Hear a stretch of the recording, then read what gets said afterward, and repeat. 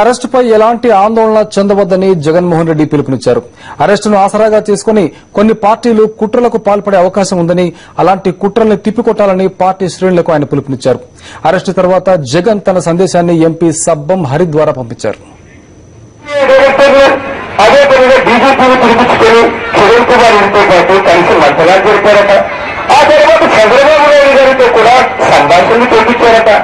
అంతేకాదు ఏం చేయబోతున్నారు అని అంటే మరో 3-4 రోజులు నన్ను అరెస్ట్ చేస్తారట.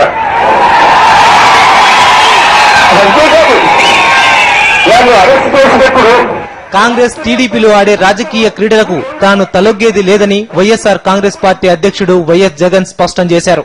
సిబిఐ అరెస్టు చేసిన తరువాత ఆయన పార్టీ శ్రేణులకు సందేశం పంపారు. ఎలాంటి భావోద్వేగాలకు లోను కాకుండా శాంతియుతంగా పోరాడాలని కార్యకర్తలకు పిలుపునిచ్చారు. ఎట్టి పరిస్థితుల్లోనూ హింసకు పాల్పడవద్దని జగన్ విజ్ఞప్తి చేశారు. మీ అందరితో కూడా ఒక్క విషయం చెప్పాలి.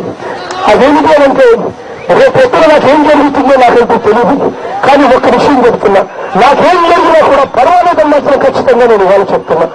ఏం జరిగినా కూడా నిబ్బరంగా ఉండాలి, నిర్భరంగా కూడా ఉండాలి. కారణం ఏమిటి అంటే ఈ జరుగుతున్న అన్యాయాన్ని ఈ రాష్ట్రానికే కాదు దేశానికి కూడా మనం చూపించాలి అంటే ఈ 18 చోట్ల ఎన్నికలు జరగాలి. ఆ ఎన్నికల్లో మనం తీర్పు ఇచ్చిన తర్వాత దేశం మొత్తం చూస్తుంది ఈ రాష్ట్రంలో జరుగుతా ఉన్న అన్యాయం.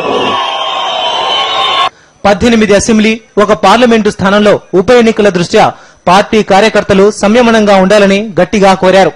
తమ తమ స్వప్రయోజనాల కోసం కాంగ్రెస్ టీడీపీ ఆడుతున్న రాజకీయ క్రీడకు ఎట్టి పరిస్థితుల్లోనూ తలొంచనని, న్యాయ పోరాటం చేస్తానని జగన్ స్పష్టం చేశారు.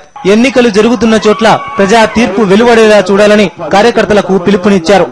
ఉప ఎన్నికలు జరిగేలా చూడాలని జగన్ విజ్ఞప్తి చేశారు.